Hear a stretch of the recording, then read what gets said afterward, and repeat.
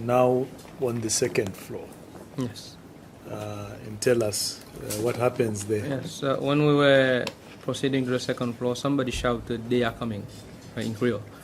So then all of a sudden there was fire in the main entrance of the second floor. A very big fire. But like for the ground floor, we knew that it was mattresses being burned because we saw. But for second floor, we didn't see anything. We just saw the fire. And then the staircase was filled with heavy smoke. So we ran back down.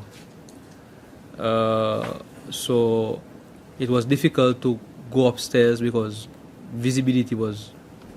we had no visibility because there were heavy smoke coming down the staircase. Yeah, just hold there. So you were trying to break into level 2 Yes. of the prison, and there's smoke everywhere. Yes. It's difficult to see each other. Then you decide to run back. Yes. I still come back to my question. You are describing a scenario that looks like someone is coordinating you guys. So how do you all just decide to run back at the same time? When there must be someone saying, "Pull back." When we started, it was chaos in the staircase. So say that. Yes. Because you are giving us a half the story. There was no order to retreat. When the smoke came, everybody started running. It was chaos in the staircase there. So it was also chaos amongst you. Yes. Okay. So I want you to give us a full version, not just because from the time we took a break to now, the impression you are creating is that as a team, you are coordinated.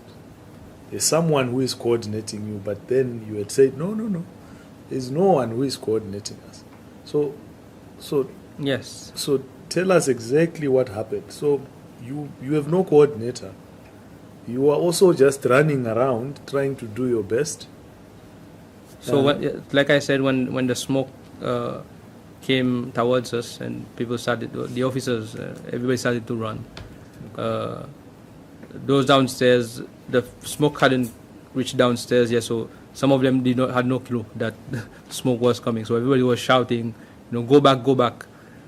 Some of them, I don't know, a few people were falling down the stairs, and so then eventually everybody found their way down, and the prison officers, we made arrangement to get fire hose. At that time, the fire services were there, but they refused to come inside to extinguish the fire. So we took it upon ourselves to go upstairs, and we took turns, the police officers. So some of us, we made, we have no experience in extinguishing fires. So, but we took it upon ourselves to go extinguish the fire. It took us a long time to do that. At a certain point, somebody cut the fire hose, so we had to go back and get another one, reattach it, and then eventually, when we were, after a long time, we were able to put out the fire. Then there was a lot of smoke still. It was hot, so we were able to get one firefighter to come with us. He brought what I think it's an extractor. It's a fan. So the purpose of that was supposed to remove the smoke from the staircase, but he was a bit panicky, so he turned the fan on the wrong side. So instead of removing the smoke, it pushed more smoke when he started it. So we ran back down again. But that time there was 4 or 5 of us. Most of the people were down. Then we went back up again, and we were able to turn it in the right direction. Then the 5 of us that was there, we went outside because we were struggling to breathe. So when everything was cleared, so we went back up, and everybody, so the police, the military, so the coast was clear, we went back up, and then we cut the first gate. There was a padlock. Okay, so hold there. At this point, are you communicating with Deputy Sangwa Yes. and the other team? How? We were going back and forth. I was going up. Inspector Agachin also was going up. At times it was SP Dakambra also. So who decided that you or this other person will be going back to feed the information to the commanders? Mostly me and Inspector Agachin were communicating, me and him. So I told him, okay, Agachin. So that's you in the police? Yes. So I told him, okay, Agachin, it's your turn. You go up, because it was a walk. They were really tired from trying to extinguish the fire, breathing smoke. So what about the military? They're also doing the same thing? I don't know. I wouldn't know.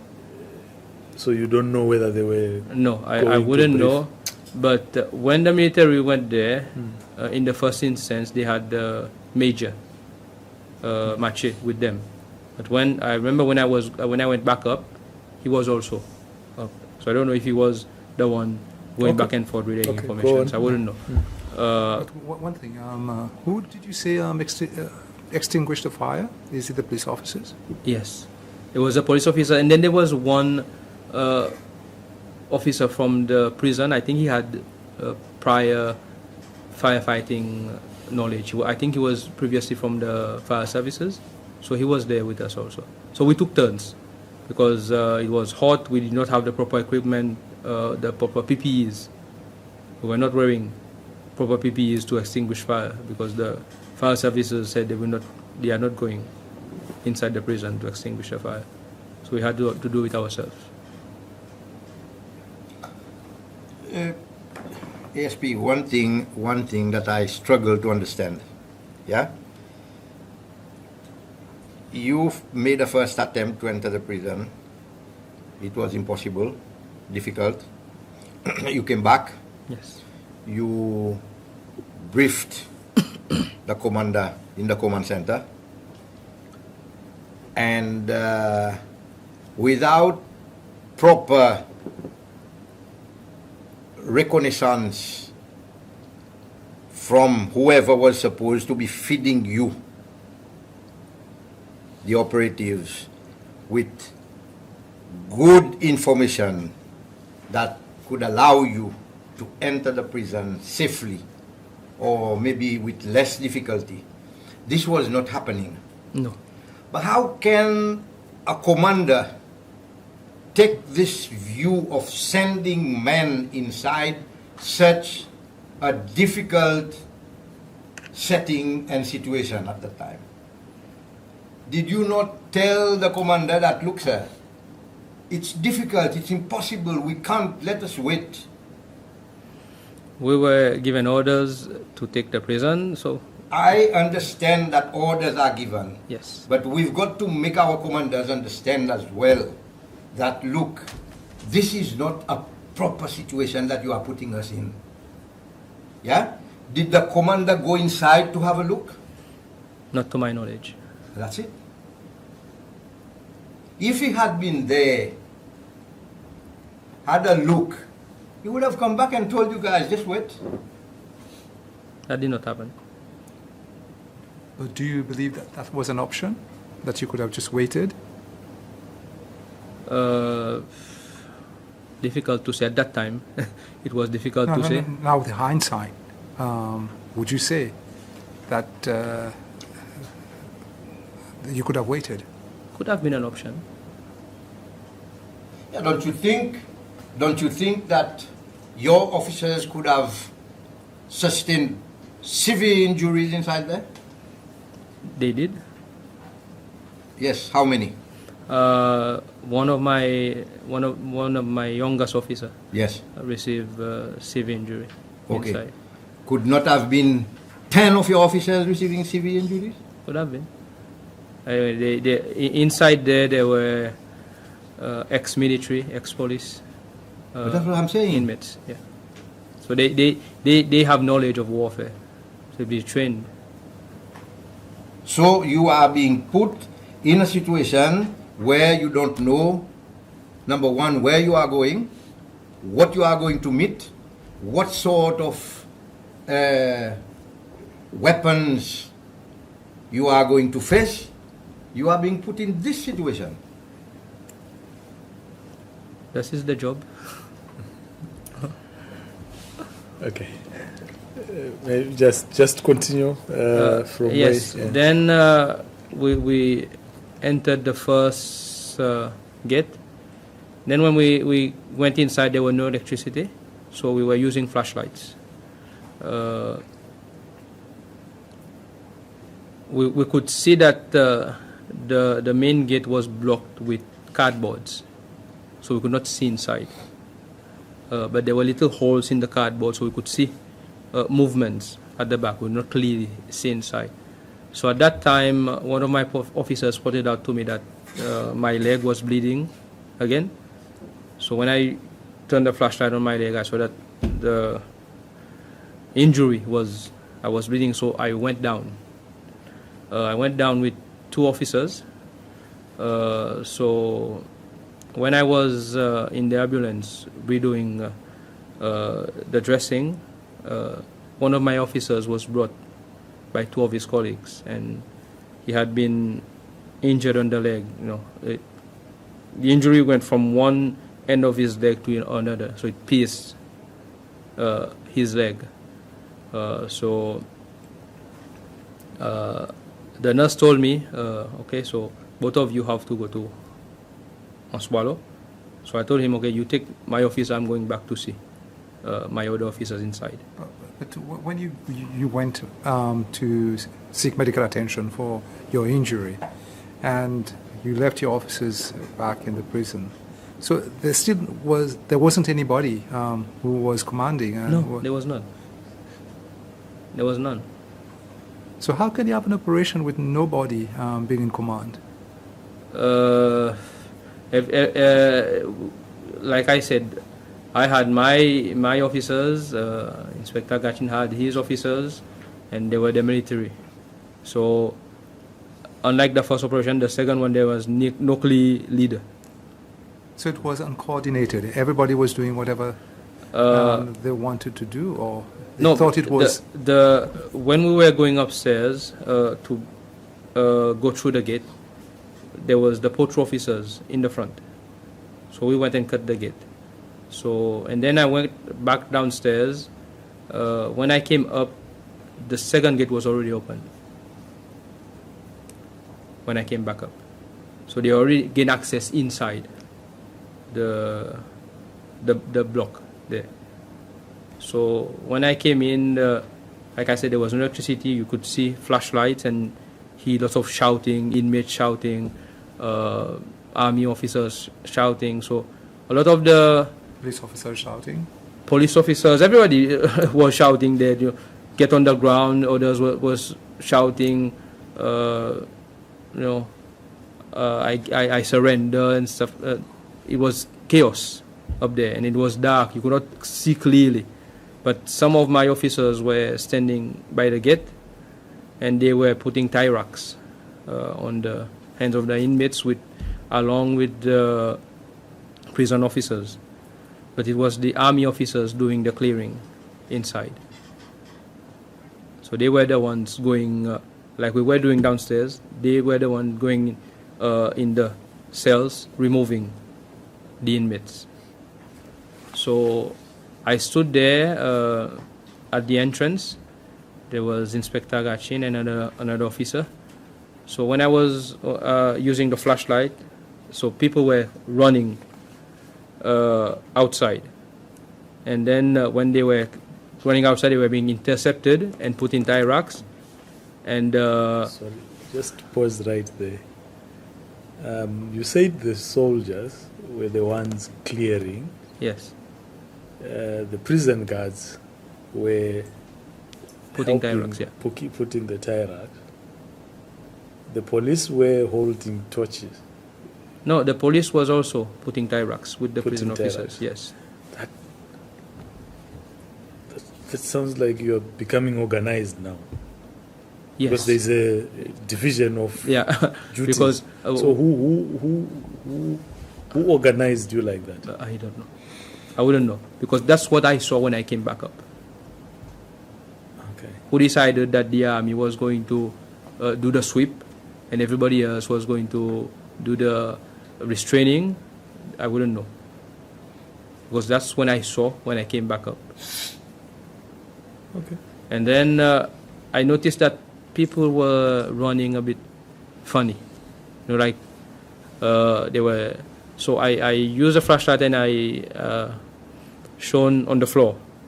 So I saw that there were a lot of people on the floor and people were running on top of each other.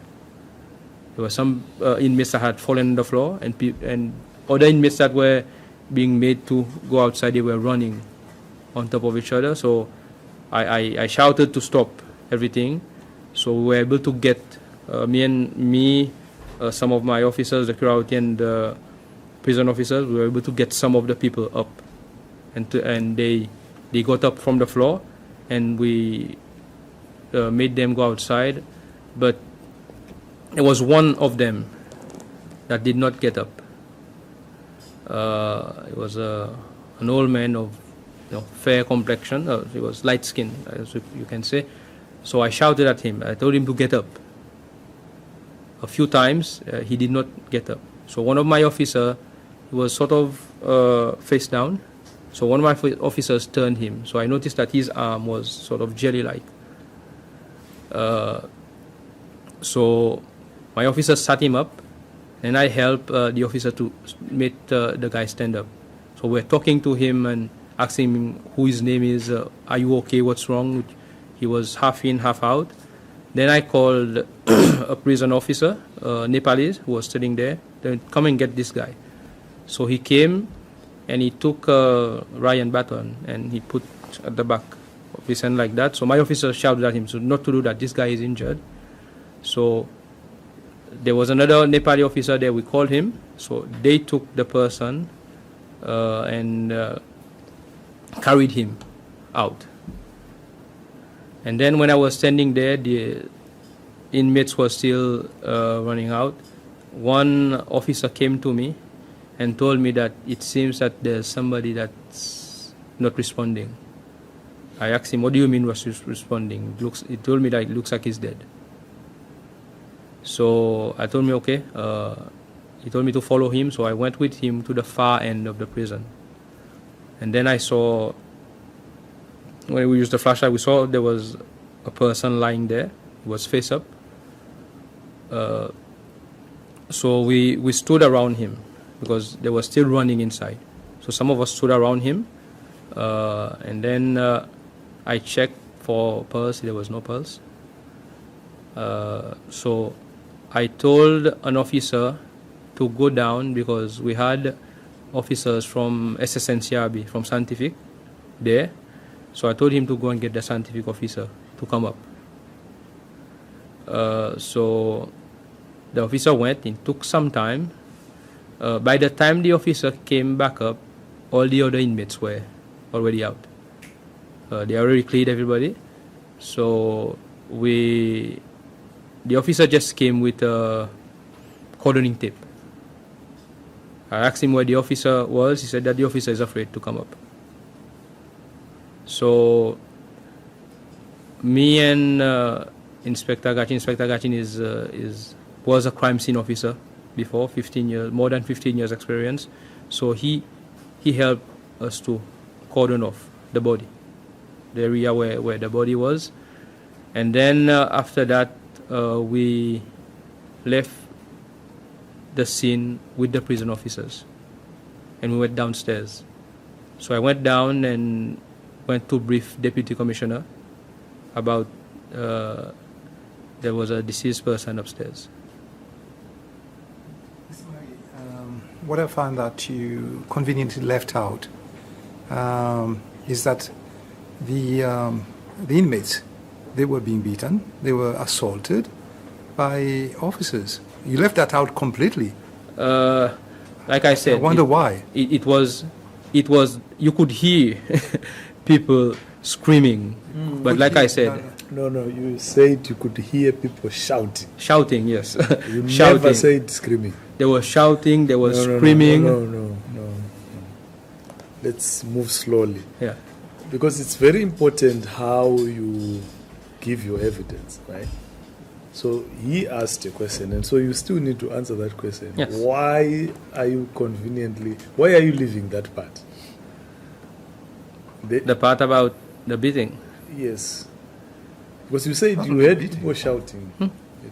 It's not only beating. People were being injured with shotguns and. I did not see that. Like I said, it was dark. I cannot say that I saw people being fired upon with shotgun, because it was dark and they were using flashlights. Yeah, And there was a lot of things Flashlights happening. would have been able to indicate that some people were injured. And No, 1 minute. We have a lot of officers who came here and told us that they saw inmates being brutalized. And I find it quite funny that you would just conveniently leave that bit out. Well, like I said, when I came up, a lot of inmates was already out. It's not about whether they were out. A lot of them were out, yes. A lot of them were out and they were injured. But a lot of them were still inside and they were being beaten and they were injured. I would not say that I've seen people being beaten up, because, like I said, I was there. I saw I heard the shouting. Because we even have medical. You cannot go against medical. No, I'm not going against medical evidence that there were people who were brutalized, who were beaten up. Because when I went down, I saw people that had been injured. They had shotgun wounds on them. But I think you still need to answer the question. Why did you leave that out? Well, I'm talking about my experience in there. We're not saying you should have told us that you saw people being beaten. We are saying, did you see people who were injured, right? You were telling us that, yes, I saw them. And the question was, so why did you leave that part out? Is there any reason why you left that part out? No. It's not deliberate. I'm just telling about what I did inside. It's not only about what you did, Mr. Mari. It's because the operation was going on. You even told us about what you heard. Yes. Certain things that you saw, like the mattress being put on fire and all that. It's not only what you did, what you saw as well. So yes. You left that bit out completely. No, but I think it was deliberate. No, it was not deliberate, because I did not see people being assaulted. I heard people shouting. What were they shouting? Sorry? What were they shouting? Some were shouting that we surrender.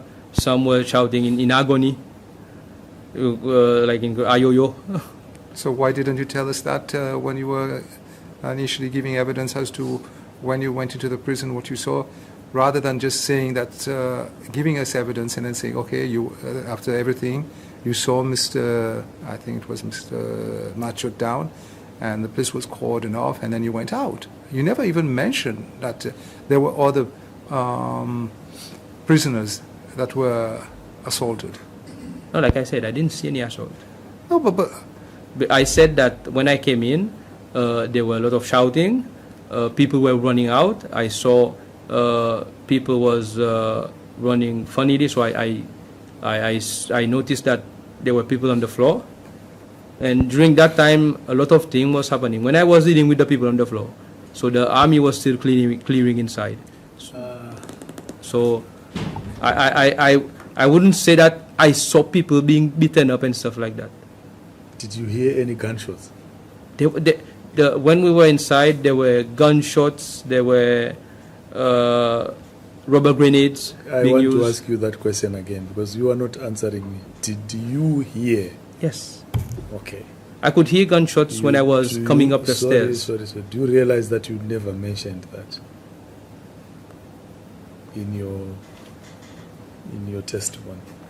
You talked about shouting, but in passing. Yeah. right? You see, the reason why we are asking you this question is because you've just told us that there's a man who was lying down, badly injured. Then now you had reached to a point where you were talking about someone who was killed. And we are wondering, you would not be hearing anything. Why would you not tell us that when we were in there, we heard people shouting and asking, pleading that please stop beating me, I'm injured. You didn't hear any of that? I heard people saying that we comply, we are complying, people shouting in agony. Okay.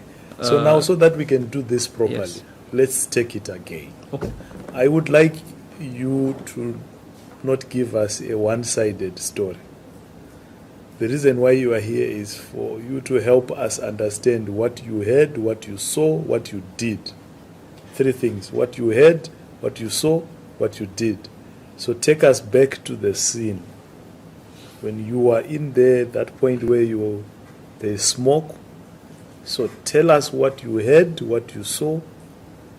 I think so retake that again, because you gave us a story that sounds like you just passed through and saw someone lying lifeless, and then someone suspected to be dead.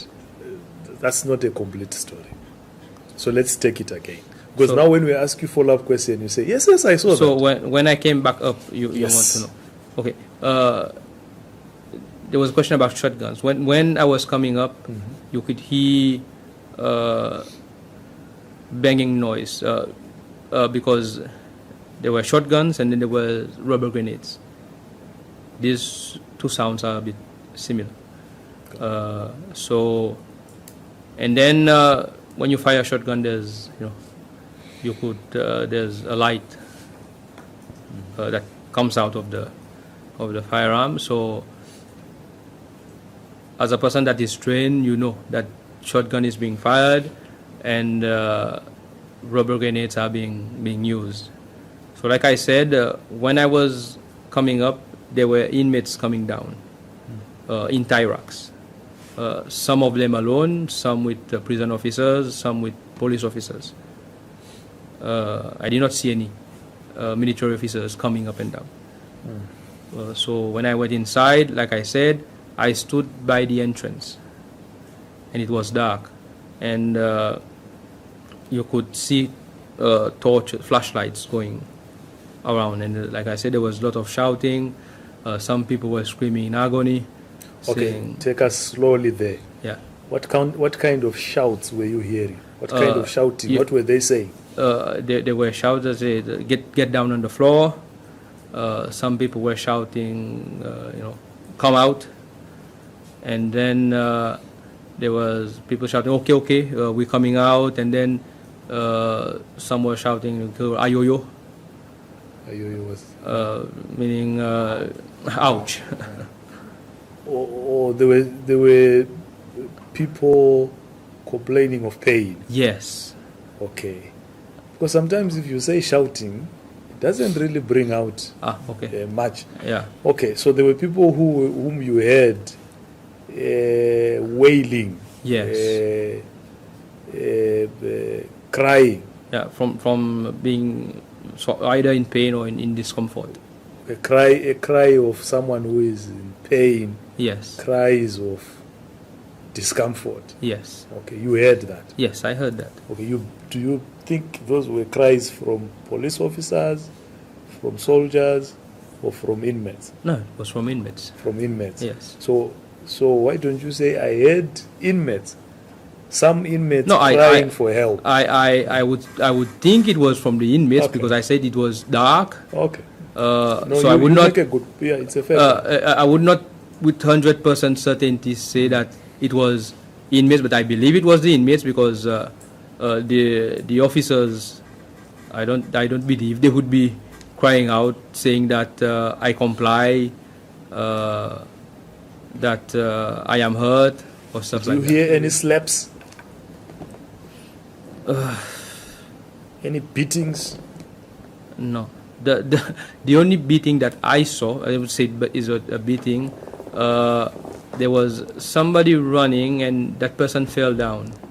And there was this Nepali officer. He took, when we were getting the people up, some of them, they were having difficulty getting up, and one Nepali officer started hitting an inmate with the baton Ryan baton. So I told him not to do that. They are getting out, so leave him.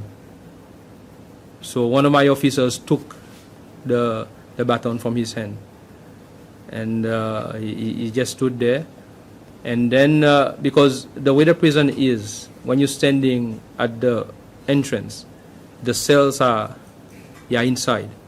You will not see from the inside from where I was standing, but you could hear shotguns being fired. And you also said that you saw inmates running down, and they had their hands tied as well. Yes. Okay. And we've had prison officers giving evidence here, and who stated that whilst the inmates were going down the stairs, they were being assaulted by the police and the military officers. They saw that. That's what they say. Okay. They saw. Prison officers told us that's what they saw. But I didn't see that. But when I was going upstairs, they were running downstairs. Some of them were running on their own. Some of them were being escorted by prison officers or police officers. That's what I saw. And then there were a group of them waiting downstairs to take the prisoners to the cell. And you would have also noticed, like you say, you were going in and out. You would have noticed that some inmates were injured because they were being taken for medical treatment to the ambulance. No, I did not see any inmate being taken to the ambulance. When I was at the ambulance, there was me. Not when you were at the ambulance, but you said that you went in and out because after you had No, treatment. I went in and out. 1 minute. After you had treatment, you went back in. Yes. Okay, and there were inmates going in and out, and then you say you were always No. minute. You were always in communication with the office, command office. No, Commissioner. I went in and out when we were extinguishing the fire. After I got treatment, I went back in. I was one of the last officers to come out because we stayed there until everybody was cleared out. So you never saw anybody going down with injuries, apart from what you just mentioned. There's just the one. When I came in, like I said, there were already inmates downstairs. There were some sitting on the ground. You could see that some had blood on them. So if they had blood, they must have yes. injuries. Yes, they had injuries. But so when I you went left that up, out completely from your initial testimony. when I went up, I stayed upstairs. I was amongst the last officers who came out because we stayed with the deceased until everybody was cleared out. Did you see or hear any or did anyone fire live rounds of bullets inside the prison? There were guns being fired inside. I would take it that there would have been shotgun, but if you would fire a live round, you wouldn't know that this is a live round because there were already shotguns being fired. So there was a lot of firing of guns in there. Yes. Okay. When, from your experience as a police officer, under what circumstances do you fire? When does it become necessary? Because remember we had an instruction earlier on. Yes. Don't use. For us, Potru, we would fire. The purpose of us firing would be to remove somebody from an advantageous position. Okay. Because if we want to get access, like to approach the gate, we would use the shotgun to get you away from the gate. So that's what we were doing when we were approaching the gate. So When we're going upstairs, like for the first operation, we were firing to remove the inmates from the advantageous position that they were in, so that we could advance, not to fire upon that person. So was it necessary to be firing guns when it was being cleared? This part of your operation, the second part? No, it was not, because we already had access inside. Okay, so if it was not necessary to fire guns, did you do anything to... Did it surprise you at all that guns are being fired? Yes, it did, Okay. but the thing is No, I just said, did it Yes. surprise you? Yes, right? Did it make you uncomfortable? I wouldn't say made me uncomfortable, but I was wondering what is happening inside. Okay. But did it make you worried? Yes. Why? Well, because the reason I was worried is that when we were inside the army, we were doing their own thing. Okay, but also is it not because earlier on you had an instruction from Deputy Sangwa not to use live ammunition? I understand that when guns are being fired, you may not be able to tell Yes. whether this is live ammunition, this is another type of ammunition. But when guns are being fired in a place which you yourself said, I don't think it's necessary for guns to be used in here, but guns are being fired, and you are surprised, but you are also worried. Did you go to inform Deputy Sangwa that guns are being fired in there?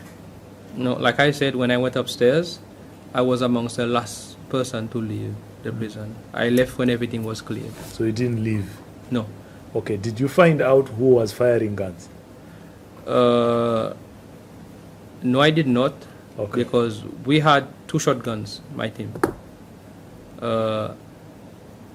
My officer was using the shotgun when we were going up, but once inside, because the officer with the shotgun for my team was standing also at the door there with his shotgun in his hand. And then he came with me inside when we went to the body. Like I said, it was the military clearing inside. Okay, so it was not the police who were firing guns? No. Is that what you are saying? No, the police, the person using shotgun, he was there by the door. Okay, so He was using the shotgun before when we were advancing. Okay, I just want Yes. yes or no. Yes. So is your No. answer that it was not the police who were firing guns? No, it was not the Okay. police. So it can only be the soldiers? Yes, because they were clearing. They were the one clearing inside. I didn't ask why. Ah, okay. I just want to know who. Must have been, yes, it's the So soldiers. It must be the Yes. soldiers who fired guns. And, okay. When you said clearing, what do you mean? Like going from area to area, removing people. Okay, so it's removing people. Yes. And I just want again to hear your views. Do you need guns to move people? No, we do not. We did not use guns on the ground floor when we were Okay. clearing people. Yeah, your duty as a police officer is to protect. It is. And when you heard that there are guns that are being fired in a situation that you yourself clearly can see that there is no need for firing guns here, do you not think out of the duty to protect, you should have done something to stop that, specifically by going back to your commanders and report that guns are being used in there? And you don't think that it is necessary to use guns in there? Well, when you are in a calm setting, it's easy to think that way. But when you are in this chaotic situation, you are there and everything is chaotic, so you... Okay, let's go back to that. 1 minute. Okay. Okay, no, go ahead. Yeah. Go ahead. Sorry, Commissioner. Let's go back to that because and test what you have just said now. You had guns. I asked you, were you surprised? You said yes. I said, were you uncomfortable? Yes. Were you worried? You said yes. Okay? And at some point when you, your friend told, your colleague told you that your wound was bleeding, you went out. No. To go and get dressed. And at some point you even told us that there was a point where you would move in and out to go and brief your commander, Sangwa, outside. It's the same chaos, right? Nothing has changed here. It's the same situation. So you cannot say, I couldn't go back to Mr. Sangwa out after hearing guns firing, people wailing in pain. You couldn't, because it was chaotic. That doesn't sound convincing. Commissioner, I didn't say I couldn't. Okay. But when I went there, like I said, it was a chaotic situation. When all this was happening, I was with me and some of the other officers removing people from the floor, because I was worried that, they might kill one another running on top of each other. Okay, good. But you are not worried that a gun that is being fired might kill another person? No, but that's what I was doing at the time. Everybody was doing their own thing. But there was, let's agree to be consistent. You can't say everyone was doing their own. There was no one to do anything, right? You people were in there relying on your talents. That is what Yes. you told us. There was no one coordinating you. Now we are saying, and on your own version, you saw some inmates down there Yes. lying and others stepping on them, and you said you were worried that someone could get killed. So you needed to stop that or remove that. Yes. But you are hearing guns. So equally, you should be worried that these guns could result in someone being shot and killed. And I am a senior police officer. I need to go and alert the commanders that we now have another situation that has developed. That's my question. Yes, but I did not do that because when I finished with that, that's when the officer came and told me there was a body. So my attention shifted to the deceased there. So that was my main priority, to get somebody up to come and deal. I think we are informed that by the time the dead body was discovered, the guns had gone silent. No. The guns were still... No, people were still being cleared. No. I am asking. Clearing the gun had people got and guns is two different No. things. Were the guns still... There were still shots being fired. Rubber bullets were still being used to clear people outside. So now, guns are being used, and you see a body of a person, and you confirm that after testing their pulse, you suspect that this person is dying. Yes. But I could not say that he was he was shot and you or still anything. don't go and report to your commanders and say... No, I sent an officer. I sent an officer downstairs to say that somebody is dead.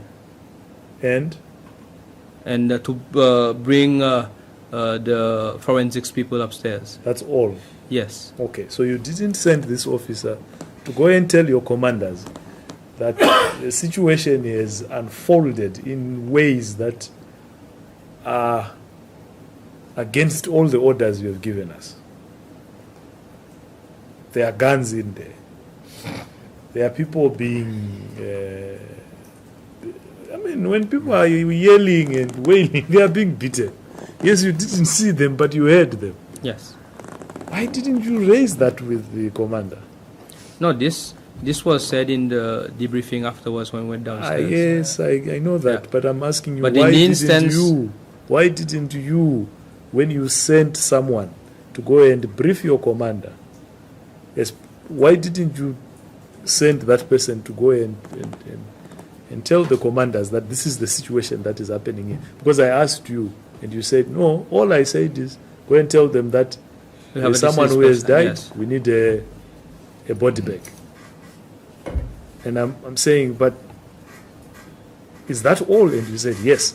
So I'm asking you, why didn't you send or go yourself and report to your superiors that the situation has developed in a more chaotic way down there, to a point where guns are being fired, people are being beaten, and you need order to be restored down there? Why didn't you do that?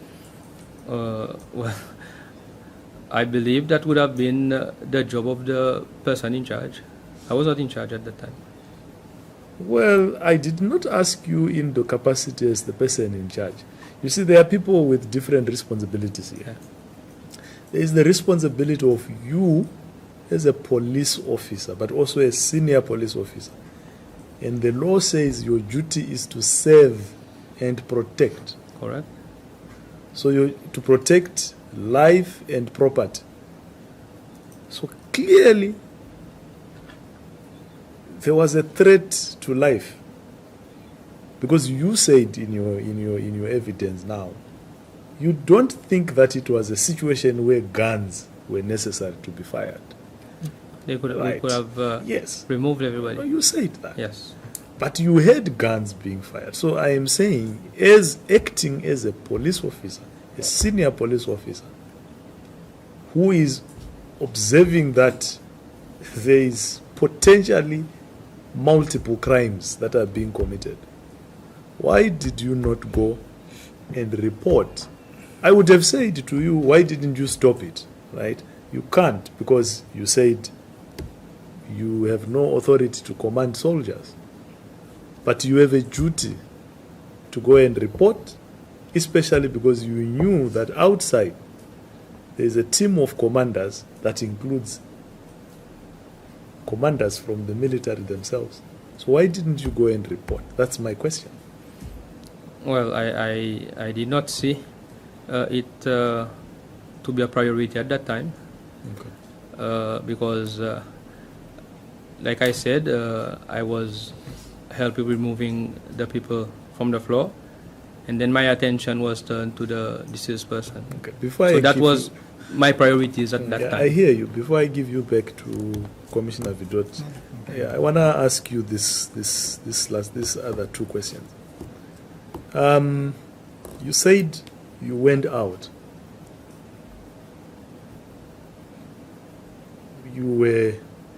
Because you were injured. So yes. You went to the ambulance. You got dressed. Then you decided to come back. Yes. When I saw that one of my officers were injured. Did you have any interaction with Deputy Commissioner Sangwa outside when you were at the ambulance? No. They were up in the office. But did you at any time tell him that you were injured? Yes. Right. He knew I was injured because did he offer you that you can be withdrawn from the operation? No. He just asked me if I was okay to continue, and I said yes. Because he said he offered you to withdraw, but you said you would like to go back. No, he just asked me, are you okay? Can you continue? I said, yes, sir, I can. The reason why I'm asking you that question is, okay, let me put this to you, and then you can respond in the way that you want to. If someone comes and says to you, the reason why you went back in there was to revenge. Okay. Right. What would you say? That is that person's opinion, but I did not went back there to revenge. What did you go back there to do? I went back there because one of my officers were injured. I went back to see because he was one of my most junior officers. It was his first operation, and You were, by the way, this out. is the officer who is Sorry? injured and is now out of the operation. yes. So the So I wa- question is, why are you going back? So I wanted to see what was happening with my Okay, officers. good. So this has nothing to do with your youngest officer, because your youngest officer is out. Yes, now that's to do with my team that is still inside, Right. So because people are being injured. Okay. The difficulty is you say a lot of things. Initially, you said, no, I wanted to go back there because my youngest officer, right? And then we are reminding you that No, I was your concerned. youngest officer is no longer in the Yes. operation, because you told us that he opted to stand down because he's injured. Right? You went back. So No, we no. are saying, why did you go back? The officers did not opted to stand down. The officers was transported to Osbalo. Okay. Yes. He, for one reason or another, he's out of Yes. the operation. You, despite your injury, decided to go back. Yes. Right? Why? I had to go back to check on my officers. I did not go back there for revenge because To check on your officers. Yes. Right? Now, this is where it becomes a bit complicated, because you get in there to check on your officers, and there is chaos. Your own version Yes. tells us that there is so much chaos there. Guns are being fired. You told us earlier on that, even in the prison population, there are also former soldiers and so forth, right? So guns are being fired. It's a chaotic situation, which could have resulted in not only inmates being killed, which happened anyway, but also your own officers yes, being injured and being killed. Yet, you don't go to your superior to say, boss, there is chaos in there and you need to stop it. no, So how are you protecting your own officers? Commissioner. Mm. When I went back to the ambulance, we had not entered the prison yet. There was no guns being fired yet. When I got went it. back, Uh-huh. okay, because you said when I was there, my officers were injured. I did not go up to say it was chaotic and like that. No, had not happened yet. But you went to you said one of your officers alerted you that you are bleeding. Yes, we had not entered the second gate yet. We were still at the first gate. Okay. And There were two gates. uh-huh. So we had entered the first gate. Like I told you, there was a second gate that was blocked with cardboards. So that's when I went down. So when I went down, they had not the forces had not entered the cell area yet. That when I came back up, they had already entered, and people were already being, because I spent some time there at the ambulance. So there was no chaos when I went to the ambulance. So the chaos happened when you came back. Yes, when I came back, I saw chaos.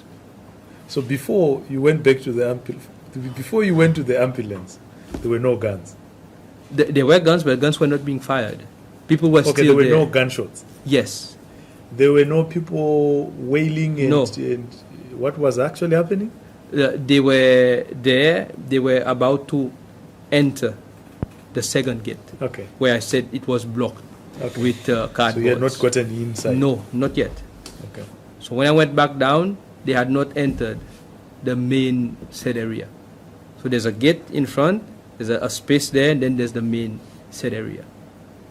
So when I went back up, I had not heard anything because I was down at the ambulance. So then when I went back up, that is when I saw there were some people on the ground floor, they were bleeding, and some people were coming down. So when I went back up, I never came out again. I went back up with a flashlight. Okay. That's okay. all. No, that I'm satisfied. Then you got to a point where you were told to cordon off the deceased spot.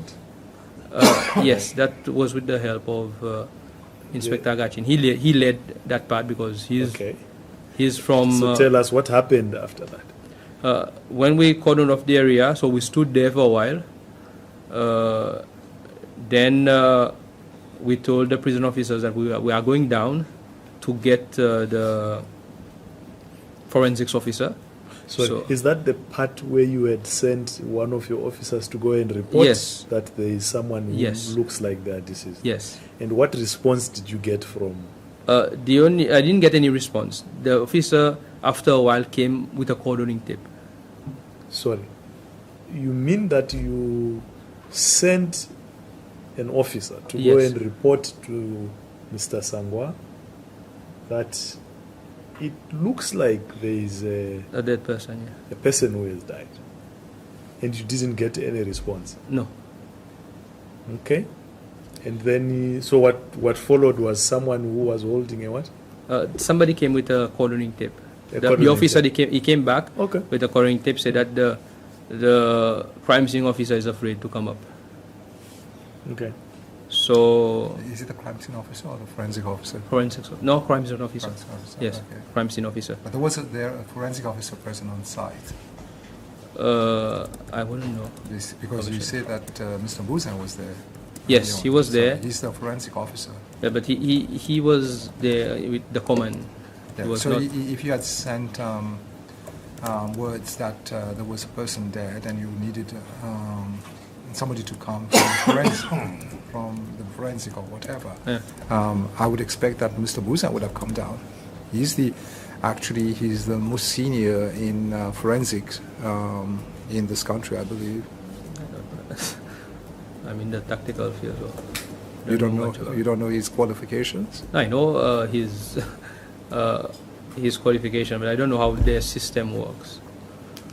But the officer came back with a cordoning tape, and we cordoned off the body, and then we left to go downstairs, and then there were prison officers there.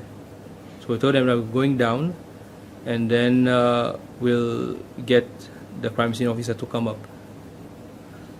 So when we went down, I debriefed them about what happened, and then I saw that there's the bodies there. I think they were making arrangements to get the pathologists to come to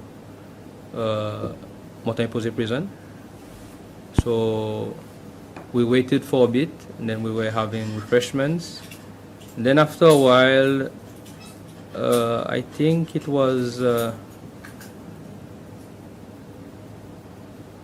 Mr. Inspector Nicola who came and said that the prisoners had gone back up and that we need to get them down. And the body was still there at that time? Yes. Okay. The body was there was the prison officers up, so we were waiting for the pathologists to come. Then we were told that, I don't know who opened the gate, but the gate was opened and the prisoners went back upstairs, the inmates. They went back upstairs, and then we were there for a while. Afterwards, we were told that we need to go back in to get the body, because the pathologist said that he's not going upstairs to bring the body downstairs. So we went back, prison officers and police officers. I believe there were some army officers as well. So we went back up, we retrieved the body, and we brought it downstairs. The pathologist did his thing, and then the officers from Asope police station took the deceased and left with it in the police house. Yes, one thing that I wanted to ask is, at a certain point during the operation, after probably the first attempt, was there an instruction to break the troops into two different groups? One group that would enter the prison, and one group that would remain on standby if there was any need for them to. Are you talking about intervene. the first or the second operation? No, at any point during the operation, was there this instruction to break the troops into two groups, whereby one group would be the leading team that would be leading the operation, and the other group would be on standby, waiting for further instructions. No. There was none of this. No, not to my knowledge, no. Okay. Now you said how many operations took place? How many attempts to go into the prison were there? 2. There was the first one to Yes. remove the prison officers being detained, and then the second one to take back control of the prison. Take back control of the prison. Now, the first one you led it. Yes. The second one, yeah? Yes. Who was the officer leading this team, the second one? There was no clear leadership in this one, because when we went down, like I said, for the police there was Superintendent Dakamra. For the army there was Major Mache, but then at a certain point we didn't see them. So Major Macho went inside as well? Yes, when they were inside up to the point whereby there was heavy smoke. That's the last time I saw them inside. You saw him in there? Yes. He might have been there, but that's the last time I saw them there.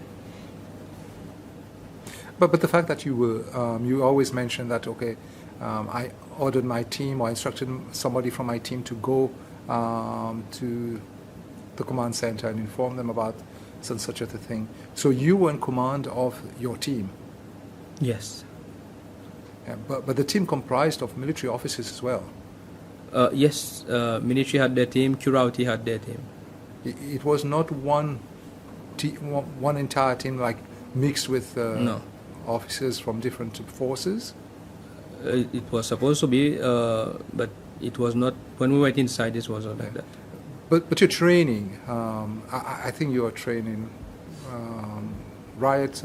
Yes. Yeah, how to quell down riots, how to deal with riots. Yes. And I'm sure it's part of or the training of other military personnel or police units that you need to have a leader of any operation that is undertaken. Yes. So the fact that there was no person who was leading, you with that knowledge, did you not ask for information as to who was to lead the group inside the prison? I did not, because, like I said, in the police, in the military, as soon as there's somebody of higher rank, that person is, because we use a system of hierarchy in the forces. So in a hierarchy, the person with the highest rank will be the one giving orders. But when you look at it, the military, I mean, if I take the 10th Amendment to the Constitution, which was in existence or in then, the military was supposed to assist the police, and the police was to be the ones who would be in command of everything. They were supposed just to assist. Yeah, but it was not like that. Unfortunately, it was not. So, and I heard you said that the military were doing their own thing. Yes. So they didn't take a command from anyone. They didn't take instructions from anyone. And the military takes instruction from the military. That is if there is a military operation. But like I've explained already, that with the 10th Amendment, the military was supposed to assist the police, and the police would be the one guiding the operation. Should have been. So you do appreciate there was a problem there, Yes. a very serious problem. Should have been, because the army, they would, I don't know. I've never, in my 18 years in the police, know that the army takes orders from the police. We've done joint operations, but it doesn't mean that they take orders from their people. So what I understand from you is that it was Lieutenant Colonel, I believe he was Olada. then Marengo, who was the highest person. Olada. Olada, sorry. Yes. Who was the military personnel there? So he would be the one who would be giving Yes. orders to his officers. So the way it is, he would talk to his major, and his major would talk, because when we were going for the second operation, we were down. I think they did their briefing up in the building there. Who It was is not. they? It was not the army. It was not one whole briefing, like the first operation. I did the briefing, the police and the prison. So I did the briefing. So the second one, there was not that mounting parade. So the and first operation, you did the briefing yes, with everyone. yes, So when you say the briefing, you mean leading. yes. And giving I was the one that Right. said what we were going to do, what Okay. the situation was, and what we are going out in there to do. Who's Okay. going to do what? So second operation, you met with your own group.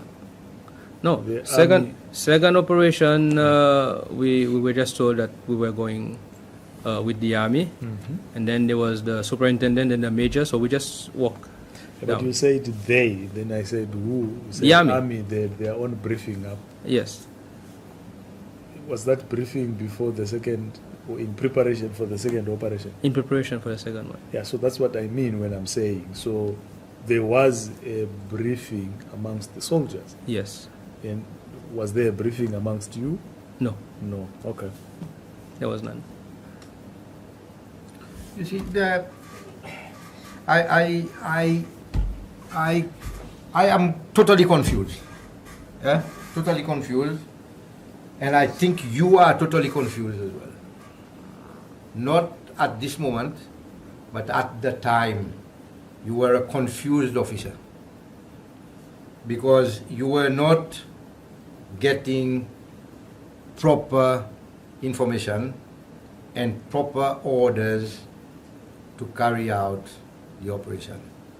It was a complete disaster from the word go, that nobody knew exactly what they were going to do.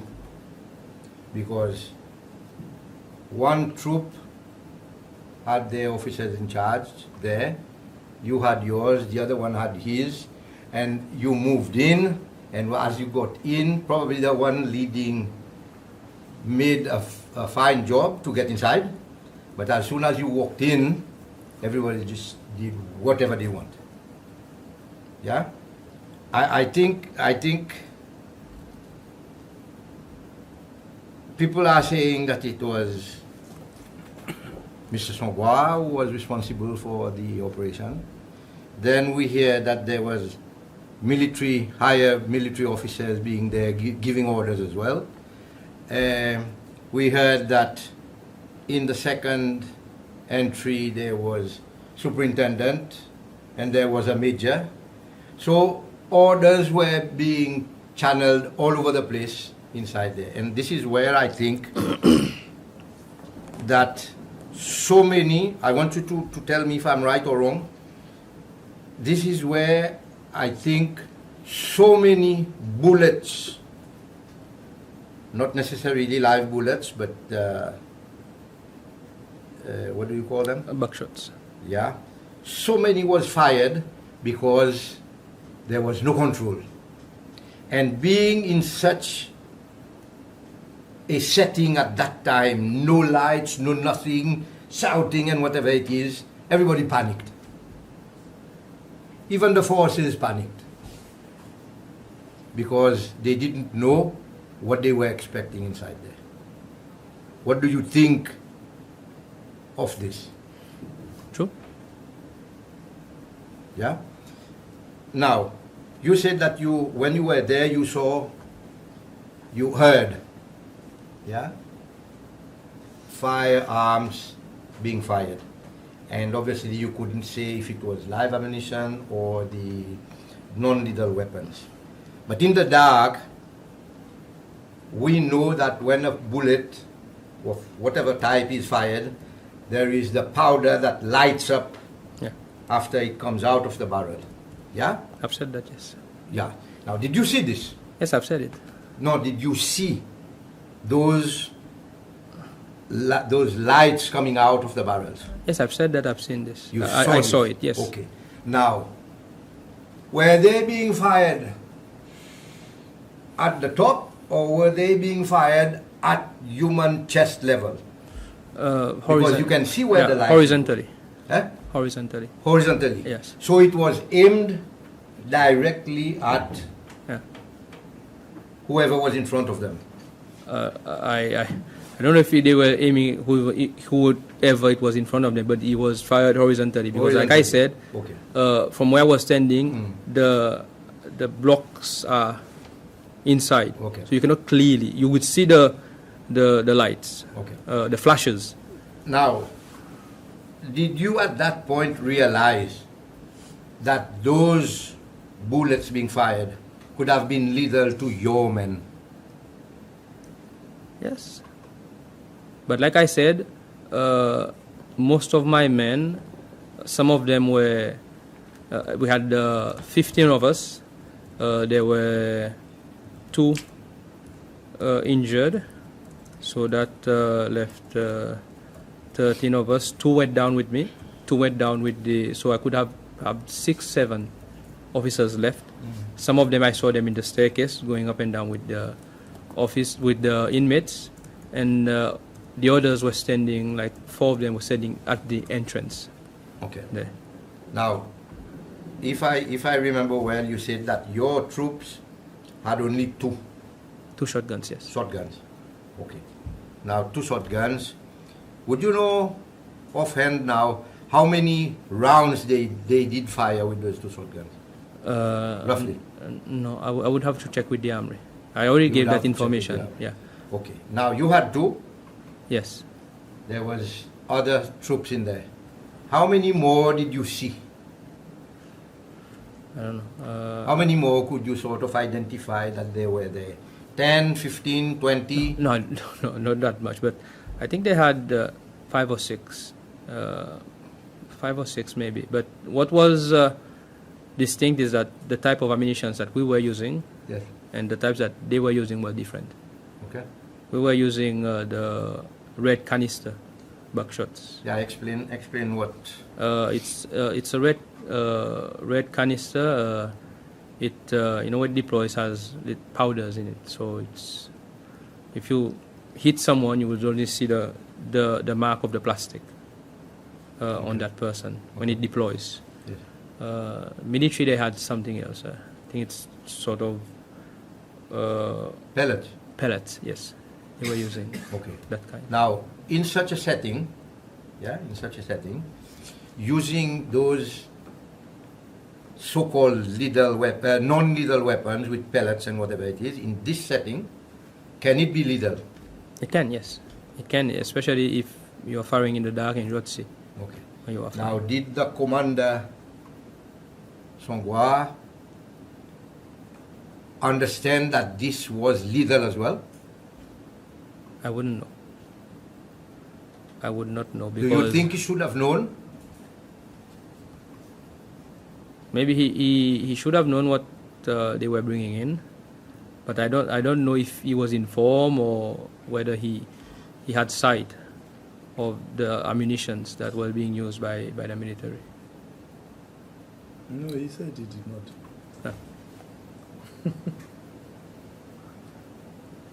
So nobody briefed him, because I don't know much about Mr. Songwa. His knowledge in weapons, I don't know.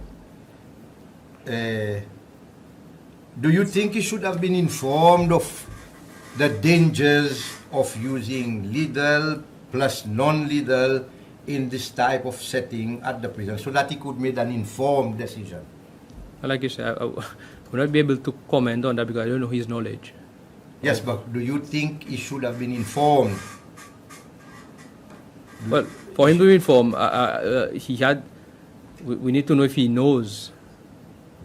If he knows. But we want him to know before he takes a decision. We want him to know that, look, you said do not use live ammunition. Yeah. Fine. You want us to use non-lethal. Yes. Whenever possible. or whenever necessary. Yes. But did we tell him that, look, boss, this as well can be a danger to human being inside there? I don't know if he was told, because I was not there for the full briefing. I was there for when we received instructions.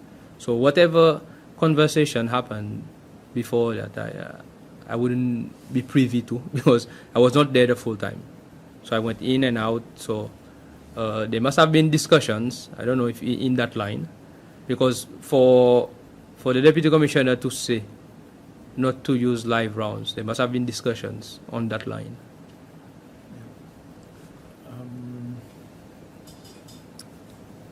I have a follow-up question on that one. So, you said it is Mr. Sangwa who communicated to you that for the second round of the operation, you are now moving in with the help of the military. Yes. That okay?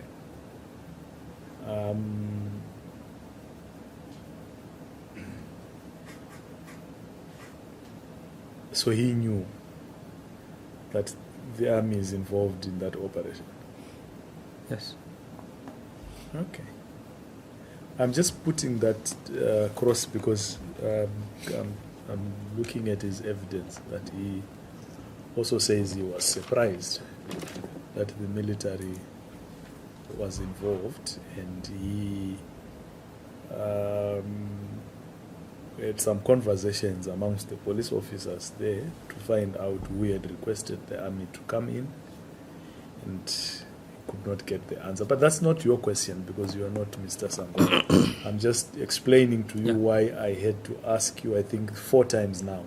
Yes. But are you sure that Mr. Sangwa knew that is the one who actually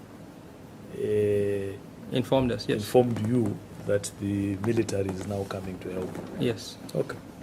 I don't think I have any further questions for this witness. I would want to ask you, now, after the operation, now that you are here, how do you see the genuinity of the information that was given to you prior to you going into this operation? Were they credible informations? Were they good informations to allow you to carry a proper Anyway, some information was not clear, especially on the layout of the prison. We not have a clear view of where we were going in, but we relied on the prison services because we have a good working relationship with them. So we would trust that they were giving us but at good the information. end, now, Now, what do you think of all the information that you got, be it from the time that you went in to remove an officer that had already been released? Do you think it was okay for them to send you inside there with such information? I would question the information, especially if we are in there putting bodies in there and somebody has been released, and we were supposed to be getting information from them, and we did not know. We're still doing an operation, but that person is outside. So it was not proper information? No, not at all times. No. Okay. Now, after you've seen what happened, after you've witnessed what happened, can you tell us in your own words as a commander, as a tactician,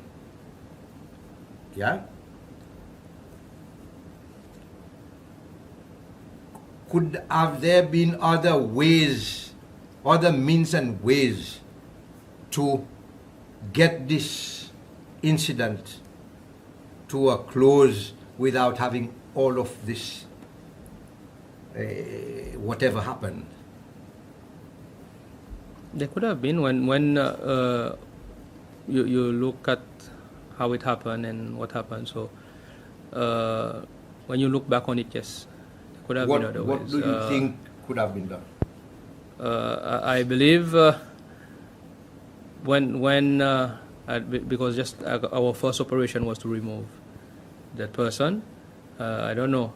Maybe the threat could have been mitigated in another way. Like I believe that the prison was worried that their inmates had the keys. Maybe they could abscond, but we could have cordon off the area and prevent, So keep them inside. cordoning the perimeter would have been a better option. Would have been a way to do it, yes.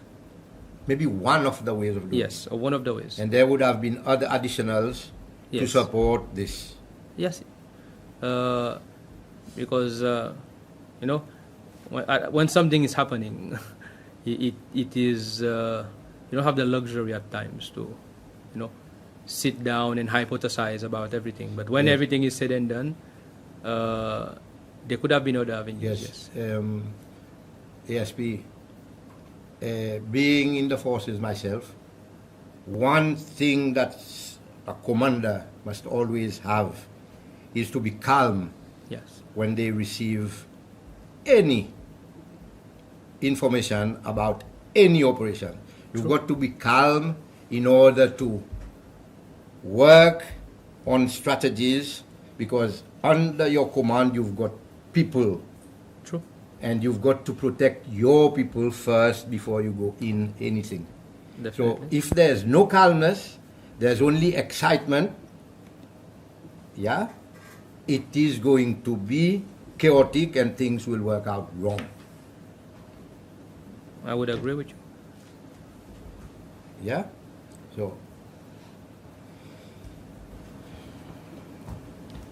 One more thing. You said that for the first operation, you were informed that there were negotiations with the inmates regarding the officers that they were detaining. Yes, that was I was told. Yeah. Okay. That is over. And for the second operation, was there any negotiation that took place? Not to my knowledge. The only thing was that before going in, there was the announcement from the loud hailer that was made. That's all. Announcement just to tell the prisoners to come out, no? Yes. That in itself is not negotiation, is No. it? Because the thing is that the loud hailer is a good tool when you are doing open air riot. Because in a prison setting, you are unsure whether everybody will hear based on where they are in the building. Yeah.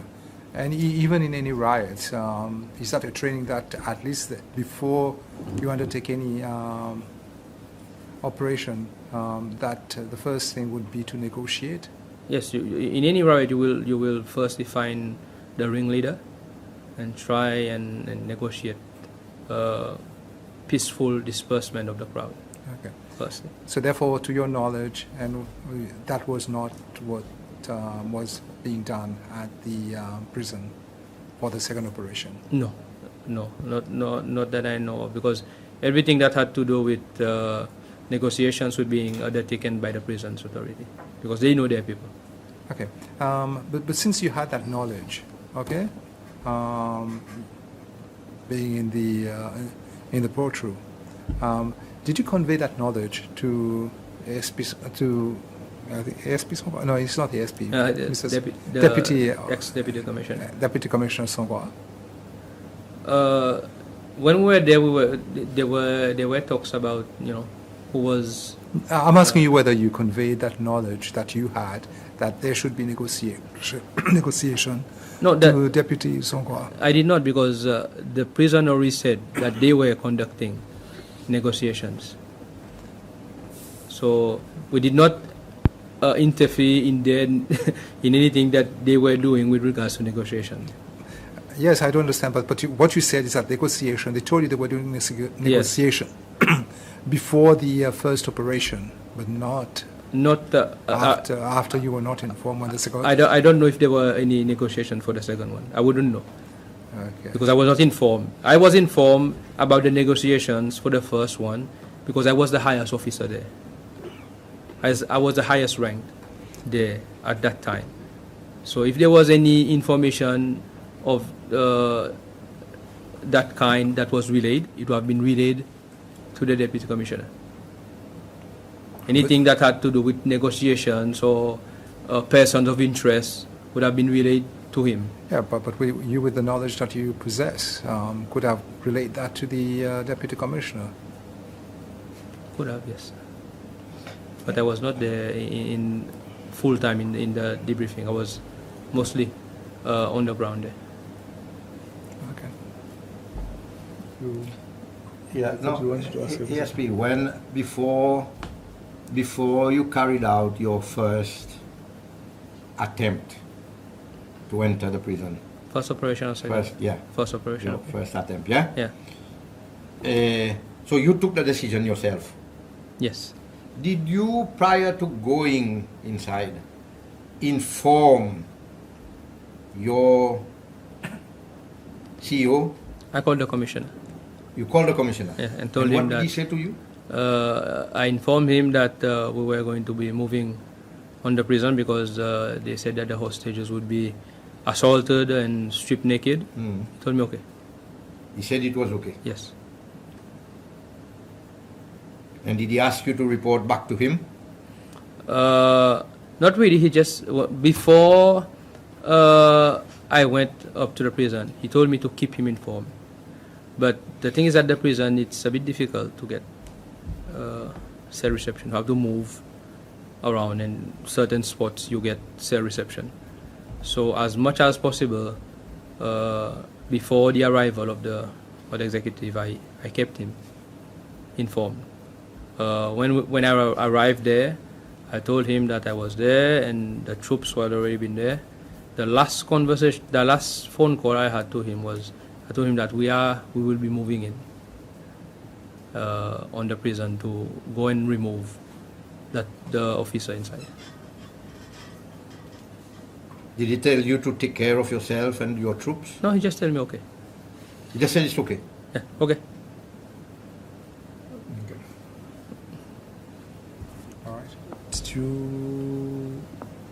When did you request the ammunition that you used?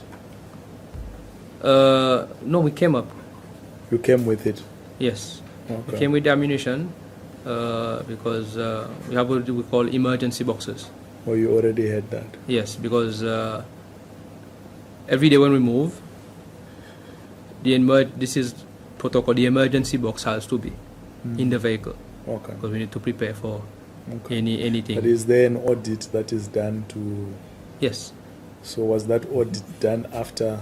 Yes, we were asked to give an audit of what was issued and what was used. So we handed that over to CID. And there would be some paperwork to show the ammunition you took and the ammunition yes. you returned. Where would that be? We have a ledger that the issuing is done, and then we made a list. We handed over to CID. All right. Thank you very much, Assistant Superintendent Vincent Murray. Do you have anything that you would like to share with us? I think Nothing further. I see you have a list of names there. Is that the list of people you... That was the team. officers who came with you? Yes. Okay. I actually wanted to ask for that.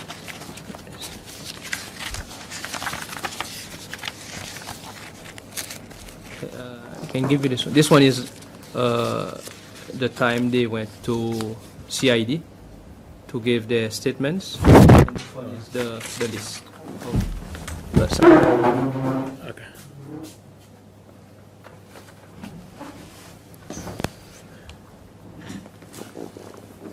Oh, this is the 15.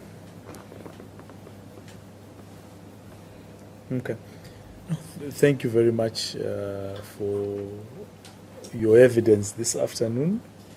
We would like... Actually, before he just closed, because I'm just noticing the names that you've that was on your list, and there was even we even had testimony of some of the names of your people on the list who participated in the assault of prisoners. I have no knowledge of this one. I remember somebody saying, it's this one. Yeah. There's evidence that... Because I know from the list, 2 officers were charged, I believe, for one offense. Who was charged? I think Corporal Jean and Raguin. Okay. This one, Jean.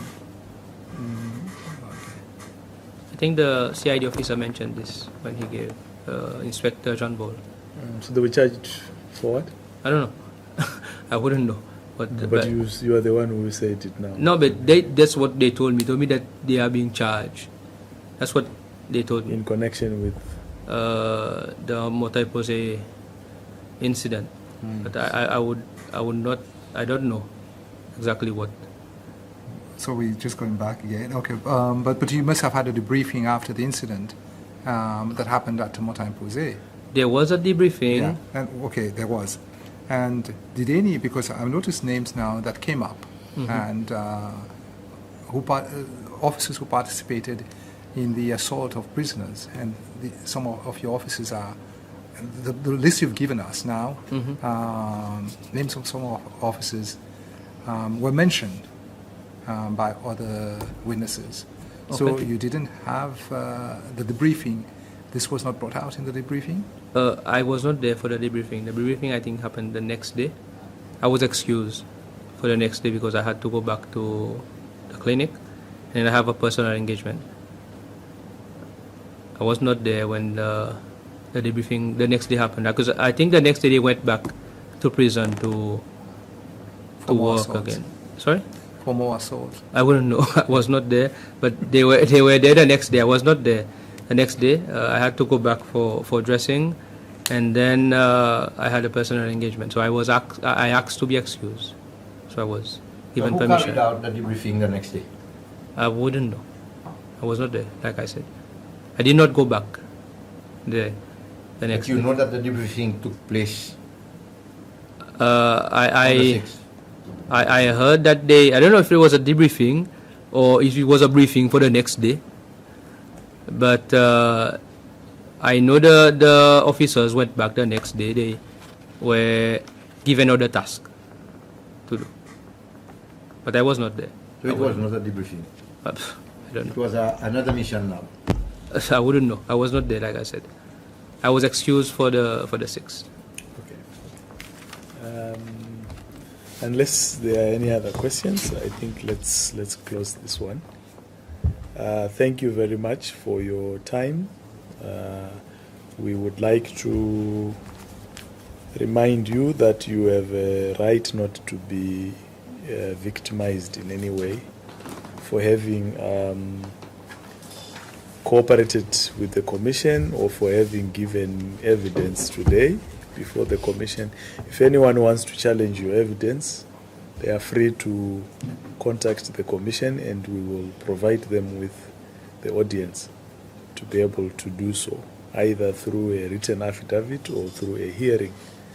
If you encounter any victimization, please write to us so that we can take the appropriate steps to protect you. Otherwise, thank you very much, and I think you are released. Well, maybe before that, the next hearing is tomorrow at 9:30. Yeah. Okay. Thank you.